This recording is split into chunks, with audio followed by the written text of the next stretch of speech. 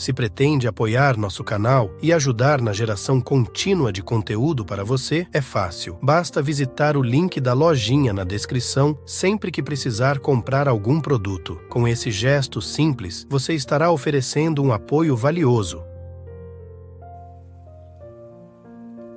Nos grandes santos, vemos a combinação ideal das qualidades masculinas e femininas. Jesus era assim, bem como todos os mestres. Quando você tiver atingido esse perfeito equilíbrio, razão e sentimento, terá aprendido uma das principais lições para as quais foi enviado aqui. A humanidade precisa compreender que a natureza básica da alma é espiritual. Para o homem e a mulher encararem-se mutuamente apenas como meio de satisfazerem a luxúria é cortejar a destruição da felicidade.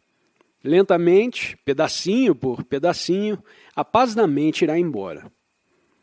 O homem deveria procurar ver a Deus na mulher e ajudá-la a compreender a sua natureza espiritual.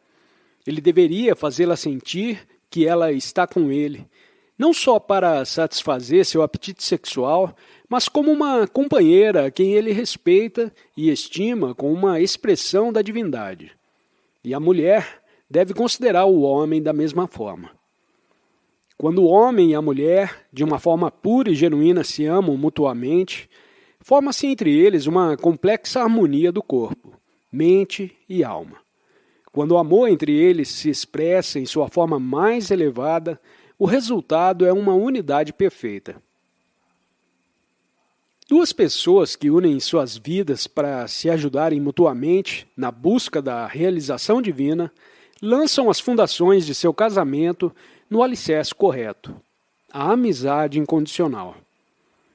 Desenvolver o amor puro e incondicional entre marido e mulher, pai e filho, amigo e amigo, o próprio e todos os demais, é a lição que viemos aprender na Terra. O verdadeiro casamento é um laboratório no qual os venenos do egoísmo, temperamento difícil e mau comportamento podem ser despejados no tubo de ensaio da paciência, para serem neutralizados e transformados pelo poder catalítico do amor e do constante esforço para comportar-se com nobreza. Se houver um hábito ou qualidade em seu cônjuge que desperte traços indesejáveis no seu ânimo, você deve procurar compreender o propósito dessa circunstância. Trazer à tona esses venenos ocultos dentro de você, de modo que você possa eliminá-los, procurando assim a sua natureza. A melhor coisa que um marido ou esposa pode desejar ao cônjuge é a espiritualidade, pois o desenvolvimento da alma faz aflorar as qualidades divinas da compreensão, paciência, consideração pelo outro e amor. Mas cada um deve lembrar que o desejo pelo crescimento espiritual não pode ser impingido ao outro. Seja você a própria encarnação do amor, e a sua bondade haverá de inspirar todos os seus entes queridos. A menos que os casais conservem na mente a real e elevada finalidade do casamento, talvez jamais desfrutem de uma vida em conjunto realmente feliz.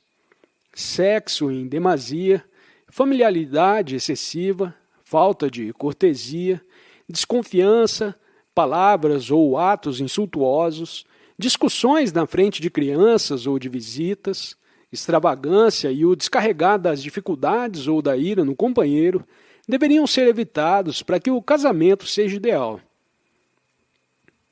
O primeiro e mais essencial requisito para um casamento feliz é a unidade das almas. Semelhança de ideais e objetivos espirituais manifestadas na vontade prática de atingir esses objetivos por meio do estudo, do esforço e da autodisciplina. Casais que têm essa unidade de almas poderão tornar o casamento um êxito, mas que não se faça presente nenhum outro fundamento desejável para ele. O segundo requisito para um casamento feliz é a similaridade de interesses intelectuais, sociais e relativos ao ambiente. O terceiro, e último na ordem de importância, embora usualmente seja considerado em primeiro lugar pelas pessoas não esclarecidas, é a atração física. Esse laço logo perde seu poder atrativo se o primeiro e o segundo requisitos faltarem. As pessoas que desejam se casar deveriam primeiro aprender a controlar suas emoções. Duas pessoas colocadas juntas na arena do casamento, sem esse aprendizado, brigarão mais do que adversários numa guerra mundial. As guerras, pelo menos, chegam ao fim depois de algum tempo, mas alguns cônjuges se envolvem num combate que dura a vida inteira. Imaginar-se-ia que, numa sociedade civilizada, as pessoas deveriam saber como dar-se bem umas com as outras, mas poucas aprenderam essa arte. Um casamento deveria nutrir-se de elevados ideais e do vinho da inspiração de Deus. Então ele será uma união feliz e mutuamente benéfica. Se maridos e mulheres que estão acostumados a usar um ou outro para a prática de tiro ao alvo, usando balas de linguagem irada e descortesias, tentassem, em vez disso, entreter um ou outro com o encanto das palavras gentis, que consolam a alma, eles criariam uma felicidade renovada na vida familiar. O sexo tem o seu lugar no relacionamento conjugal entre o homem e a mulher. Mas se ele se torna o fator primordial desse relacionamento, o amor bate as asas e desaparece por completo. No seu lugar aparece então a possessividade, a familiaridade excessiva, os maus tratos, a perda da amizade e da compreensão. Embora a atração sexual seja uma das condições sob a qual nasce o amor, o sexo por si só não é amor. O sexo e o amor estão tão afastados um do outro quanto o sol e a lua. Somente quando a qualidade transmutadora do verdadeiro amor é suprema na relação, é que o sexo se torna um meio de exprimir o amor. Aqueles que vivem demasiadamente no plano sexual se perdem e não são capazes de encontrar satisfação no relacionamento conjugal. Por meio do autocontrole, no qual o sexo não é a emoção determinante, mas apenas incidental em relação ao amor, é que marido e mulher podem saber o que é o amor real. Nesse mundo moderno, infelizmente, o amor é quase sempre destruído por causa da ênfase exagerada que se dá à experiência sexual. Os que na vida sexual praticam a moderação natural, não forçada, desenvolvem outras qualidades duradouras no relacionamento marido e mulher. Amizade, companheirismo, compreensão, amor recíproco. Por exemplo, Madame Amelita Gallicourt e seu marido Homer Samuels são o mais perfeito casal que conheci no Ocidente. O amor deles é belo porque eles praticam esses ideais de que falei. Quando se separam, mesmo por um tempo curto, esperam ansiosamente pelo momento de se verem novamente, de estar na companhia um do outro, de compartilhar ideias e afeto mútuo. Todo indivíduo precisa de um período de solidão ou isolamento a fim de fazer face às crescentes pressões da vida. Não desrespeite os direitos de independência de cada um. Quando o marido serve a esposa e ela o serve, cada qual com o desejo de ver o outro feliz, a consciência crística, a amorosa inteligência cósmica de Deus, que permeia todos os átomos da criação, começou a expressar-se por meio da consciência deles. Quando duas pessoas sentem uma atração incondicional uma pela outra e estão prontas para se sacrificarem uma pela outra, estão amando verdadeiramente.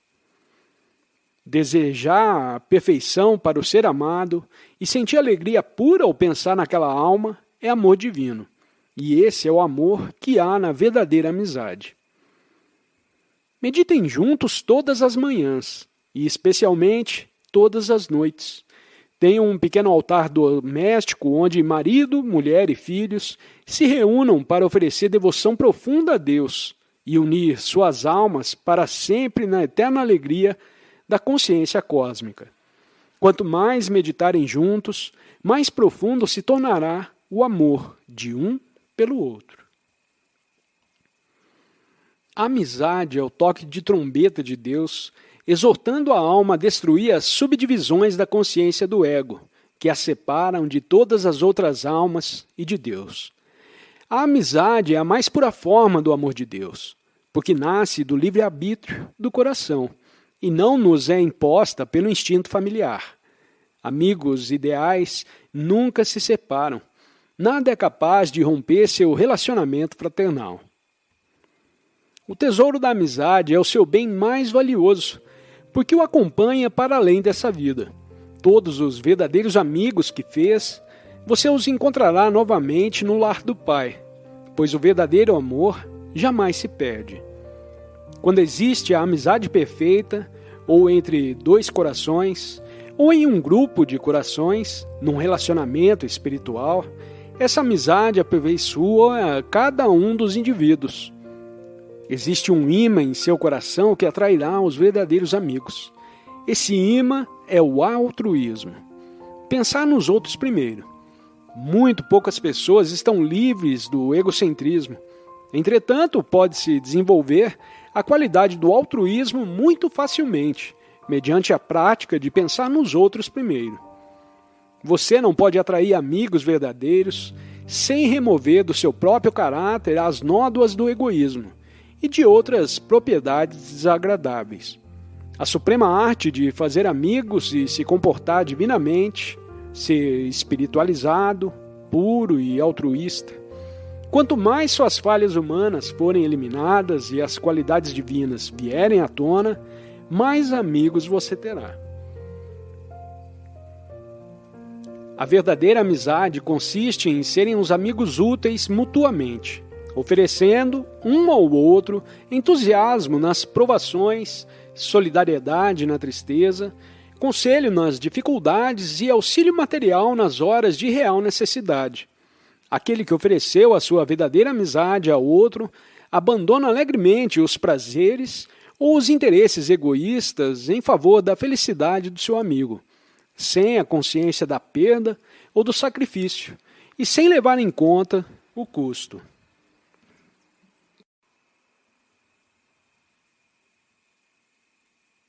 Quando a mente está tranquila, como é belo, rápido e suave o modo como se percebe tudo. Uma pessoa tranquila reflete quietude nos olhos, aguda inteligência no rosto e receptividade apropriada na mente. É homem de ações prontas e decisivas, mas não é levado por impulsos e desejos que subitamente lhe ocorram. Sempre pense primeiro no que vai fazer e no modo como isso o afetará. Agir por impulso não é liberdade, pois você ficará amarrado aos efeitos nefastos das más ações. No entanto, se é capaz de fazer coisas que o seu discernimento lhe diz serem boas para você, isso sim é ter liberdade plena. Essa espécie de ação, guiada pela sabedoria, resulta numa existência divina. O homem não deve ser um autômato psicológico, como um animal, que age apenas movido pelo instinto. Não pensar é um grande pecado contra o espírito que habita em você. Fomos feitos para ser conscientes do que fazemos. Devemos refletir antes de agir. Devemos aprender a usar a mente para que possamos evoluir e realizar a nossa unidade com o Criador. Tudo o que fazemos deveria ser o resultado de um pensamento premeditado. Certa estudante cometeu um erro grave e se lamentou. Sempre cultivei bons hábitos. Parece incrível que essa desgraça tenha me acontecido. Seu erro foi confiar demais nos bons hábitos e negligenciar o permanente exercício do juízo correto, lhe disse Paramahansa Yogananda. Seus bons hábitos ajudam em circunstâncias comuns e conhecidas, mas podem não ser suficientes para guiá-la quando surge um novo problema. Aí, então, o discernimento é necessário. Pela meditação profunda, você aprenderá a escolher o caminho certo sempre, mesmo quando se confrontar com circunstâncias extraordinárias. O homem não é um autômato, Portanto, nem sempre pode viver de um modo sábio, simplesmente guiando-se por regras fixas e preceitos morais rígidos. Na grande variedade de problemas e acontecimentos diários, encontramos campo para desenvolver o bom discernimento. O bom julgamento é uma expressão natural de sabedoria, mas depende diariamente da harmonia interna, que é o equilíbrio mental. Quando lhe falta harmonia, a mente não tem paz, e sem paz não há nela discernimento nem sabedoria. A vida é cheia de trancos e solavancos. Nas horas difíceis que demandam um mais agudo discernimento, se preservar seu equilíbrio mental, você alcançará a vitória. A harmonia interna é o seu melhor apoio para suportar a carga da vida. A inquietude, que agita e distrai a mente, toda a visão e causa mal entendidos, a emoção, toda a sua visão. As variações do humor toldam sua visão. A maioria das pessoas age não em função do entendimento, mas segundo seus estados de ânimo. A compreensão é a visão de seu interior, a contemplação de sua alma, o telescópio de seu coração. A compreensão é um equilíbrio entre inteligência calma e pureza de coração. A emoção é um sentimento distorcido que o levará a fazer coisas erradas. A compreensão guiada apenas pelo intelecto se torna fria e também o levará a agir mal. Você tem de ter uma compreensão equilibrada. Se a sua compreensão for governada tanto pelo coração quanto pela cabeça, aí então você terá uma visão clara para enxergar a si mesmo e aos outros. Você deve analisar os inúmeros preconceitos a que seu entendimento está sujeito.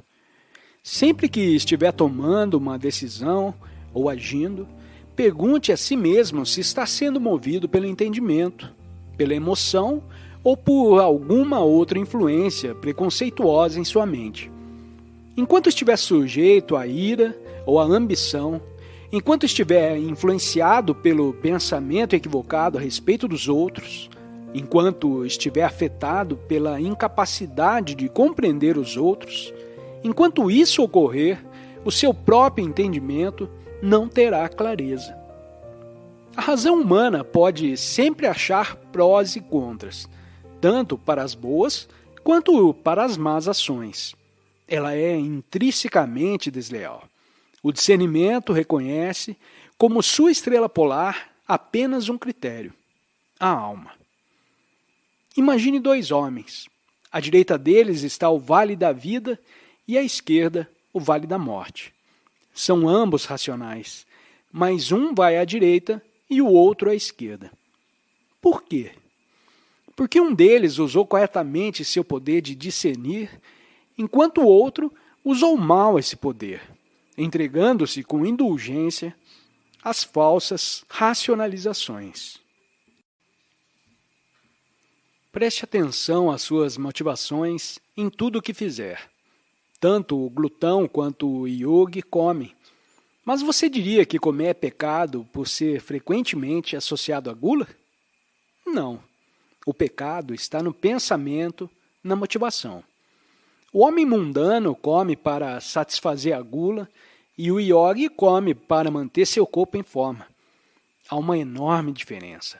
Analogamente, um homem comete um homicídio e é enforcado por isso. Um outro mata muitos seres humanos no campo de batalha, defendendo a pátria, e é condecorado. Aqui, novamente, é a motivação que faz a diferença. Os moralistas fixam regras absolutas, mas estou lhe dando exemplos para mostrar como você pode viver nesse mundo de relatividades, com um autocontrole dos sentimentos, mas sem se tornar um autômato. A maneira científica de viver é interiorizar-se e se perguntar se está agindo certo ou errado, e ser absolutamente sincero consigo próprio. Se for sincero com você mesmo, é pouco provável que haja errado, e ainda que o faça, será capaz de se corrigir rapidamente. Todas as manhãs e todas as noites, mergulhe no silêncio, ou seja, na meditação profunda, pois a meditação é o único caminho para se distinguir a verdade do erro. Aprenda a ser guiado por sua consciência, o divino poder do discernimento dentro de você. Deus é o sussurro no templo de sua consciência e a luz da intuição. Você sabe quando está agindo errado.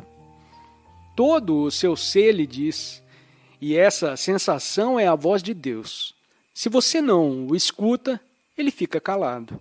Mas quando você despertar da ilusão e quiser agir corretamente, ele o guiará.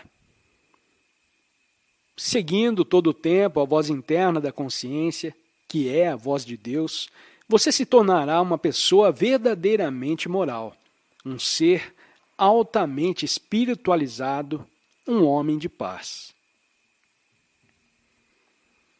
A intuição é a orientação da alma, que surge naturalmente no homem quando sua mente está tranquila. O objetivo da ciência da yoga é acalmar a mente, para que, sem distorções, ela possa ouvir o infalível conselho da voz interna. Resolva todos os seus problemas por meio da meditação.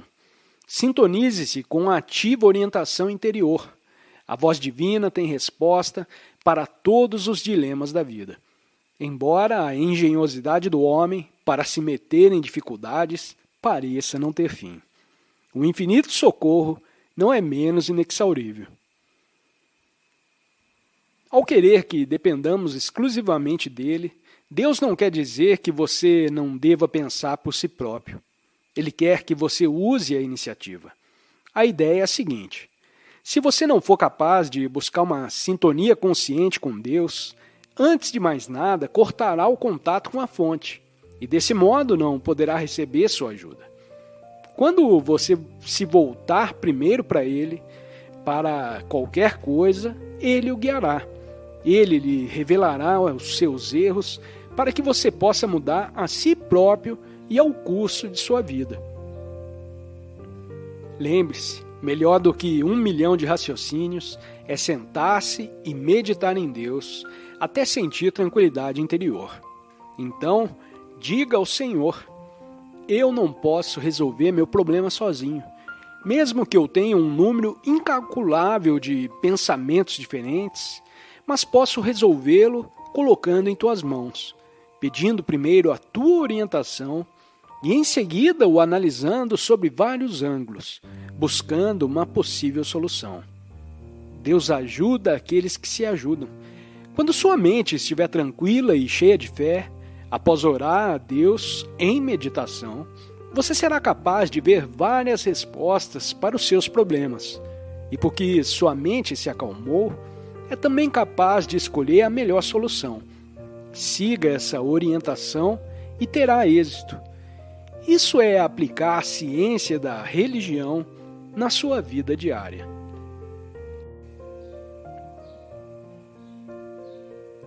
Silencie a inquietude mental voltada para o exterior e interiorize sua mente. Harmonize seus pensamentos e desejos com as realidades plenamente realizadoras que você já tem em sua alma. Então, perceberá a harmonia subjacente à sua vida e a toda a natureza. Se afinar suas esperanças e expectativas com essa harmonia intrínseca, flutuará ao longo da vida nas exultantes asas da paz. A beleza e a profundidade da yoga é que ela dá essa invariável tranquilidade. A compreensão de todo o poder de pensar, falar, sentir e agir vem de Deus e de que Ele está sempre conosco, nos inspirando e nos guiando, liberta instantaneamente do nervosismo. Lampejos de alegria divina virão com essa compreensão. Às vezes, uma profunda iluminação permeia a pessoa, banindo a própria ideia de medo. Como um oceano, o poder de Deus tudo varre, irrompendo no coração como uma enchente purificadora e removendo todo o bloqueio provocado por dúvidas ilusórias, irritação e temores. A ilusão da matéria, a consciência de ser apenas um corpo mortal, é superada pelo contato com a doce serenidade do espírito, que se pode obter por meio da meditação diária. Então você saberá que o corpo é uma pequena borbulha de energia em seu oceano cósmico. Nós somos aquilo que pensamos ser. A tendência habitual de nossos pensamentos determina nossos talentos, habilidades e personalidade. Assim, pois, alguns pensam que são escritores, artistas, esforçados ou preguiçosos e assim por diante. O que aconteceria se você quisesse ser diferente do que pensa que é atualmente? Você pode argumentar que os outros nasceram com algum talento especial que você não tem, mas que gostaria de ter. É verdade, mas eles devem ter cultivado tal hábito ou habilidade em algum momento, se não nesta vida, numa vida anterior. Portanto, independentemente do que deseje ser, comece agora a desenvolver essa característica.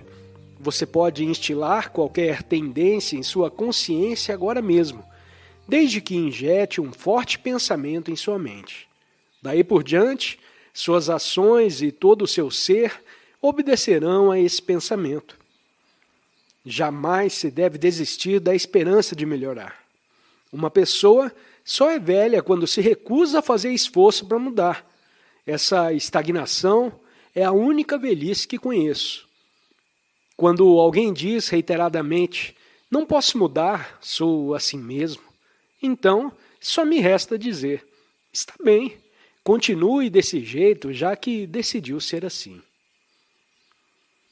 Qualquer que seja o seu estado atual, o homem pode melhorar por meio do autocontrole, da disciplina e da observância, de dieta adequada e das leis da saúde.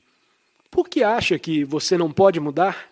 A preguiça mental é a causa secreta de todas as fraquezas. Todas as pessoas têm idiosincrasias autolimitadoras. Não foram colocadas por Deus em sua natureza, mas sim criadas por você mesmo. É isso que você precisa mudar, lembrando-se de que esses hábitos, peculiares à sua natureza, nada mais são do que manifestações de seus próprios pensamentos. Em última análise, todas as coisas são feitas de consciência pura. Suas aparências finitas resultam da relatividade da consciência. Portanto, se quer mudar qualquer coisa em si mesmo, você tem de modificar o processo dos pensamentos que causam a materialização da consciência em diversas formas de matéria e de ações. Esse é o único modo de remodelar sua vida. Felizmente, podemos começar a praticar a qualquer hora e em qualquer lugar, nos concentrando em desenvolver as boas qualidades de que estamos carentes. Se nos falta força de vontade, nos concentremos nisso, e por meio de um esforço consciente, seremos capazes de criar uma poderosa força de vontade em nós mesmos. Se queremos nos libertar de temores, devemos meditar sobre a coragem, e no devido tempo, estaremos livres dos grilhões do medo. Em termos simples, tudo o que você tem que fazer é afastar os pensamentos que deseja destruir, substituindo-os por pensamentos construtivos. Essa é a chave do céu e ela está em suas mãos. A primeira coisa a fazer é praticar a introspecção. Faça uma apreciação de você mesmo e de seus atos e descubra o que está impedindo o seu caminho. Frequentemente, é a inércia ou falta de atenção e de esforço íntegros e definidos. Às vezes existem hábitos que precisam ser arrancados do jardim de sua vida, como as ervas daninhas, a fim de que a verdadeira felicidade possa deitar raízes com mais firmeza. Um dos segredos do progresso é a autoanálise. A introspecção é um espelho que reflete o recôndito da mente, que de outra forma permaneceria oculto para você. Faça um diagnóstico de suas falhas e separe as boas tendências das más. Analise o que você é, o que deseja tornar-se e as fraquezas que o estão impedindo.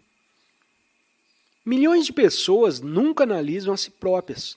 Mentalmente são produtos mecânicos da fábrica do ambiente em que vivem, preocupadas com café da manhã, almoço e jantar, trabalhando, dormindo, indo daqui para ali a fim de se divertirem. Elas não sabem o que, nem o porquê estão procurando e tampouco compreendem porque jamais encontram felicidade perfeita ou satisfação duradoura. Esquivando-se da autoanálise, elas permanecem como robôs, condicionadas pelo seu meio. A verdadeira autoanálise é a melhor arte do progresso.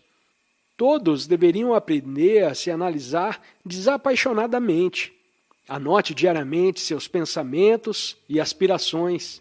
Descubra o que você é, não o que imagina ser. Porque quer fazer de você aquilo que deveria ser. A maioria das pessoas não muda porque não vê seus próprios erros. Quem ainda não mantém um diário mental deve iniciar essa prática salutar.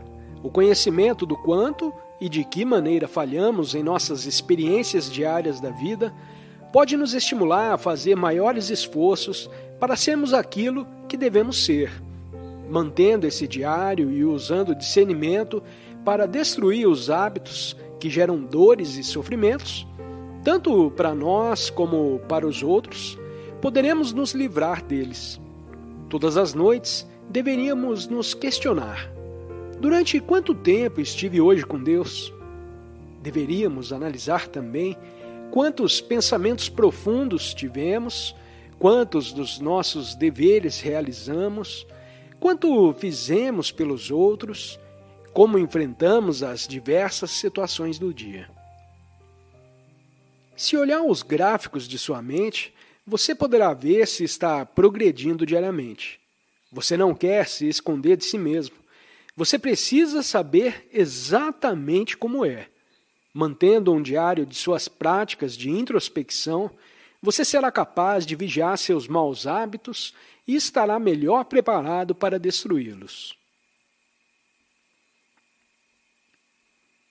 Às vezes parece difícil ser bom, enquanto é fácil ser mal.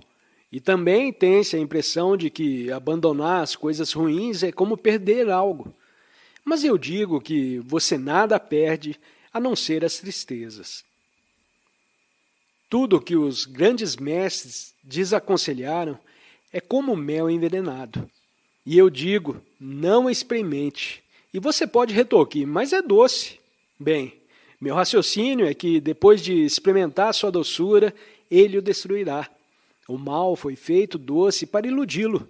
Você tem que usar seu discernimento para distinguir entre mel envenenado e aquilo que é do seu interesse. Evite o que acabará por lhe fazer mal e opte pelo que lhe dará liberdade e felicidade. Tristeza, doença e fracasso são os resultados naturais das transgressões às leis de Deus. Sabedoria consiste em evitar tais violações e encontrar paz e felicidade dentro de você mesmo, por meio dos pensamentos e atos em harmonia com o seu eu real. Sempre que houver um desejo avassalador em seu coração, use o seu discernimento. Pergunte a você mesmo: esse desejo que estou procurando satisfazer é bom ou mal? Desejos materiais encorajam nossos maus hábitos, sugerindo falsas esperanças de satisfação e felicidade. Nessas horas, cada qual deve convocar seus poderes de discernimento para desvendar a verdade. Maus hábitos conduzem, em última análise, à infelicidade. Descobertos, eles se tornam impotentes para dominar o homem com suas garras causadoras de infortúnios. Resistir às tentações não é a negação de todos os prazeres da vida. É ter controle superior sobre aquilo que realmente você quer fazer. Estou lhe mostrando o caminho para a verdadeira liberdade e não a falsa sensação de liberdade, que na verdade o está compelindo a fazer o que os seus hábitos ditam. Gratidão por fazer parte dessa comunidade de busca interior. Compartilhe as suas experiências nos comentários e se sentiu que isso pode ajudar alguém, compartilhe o vídeo.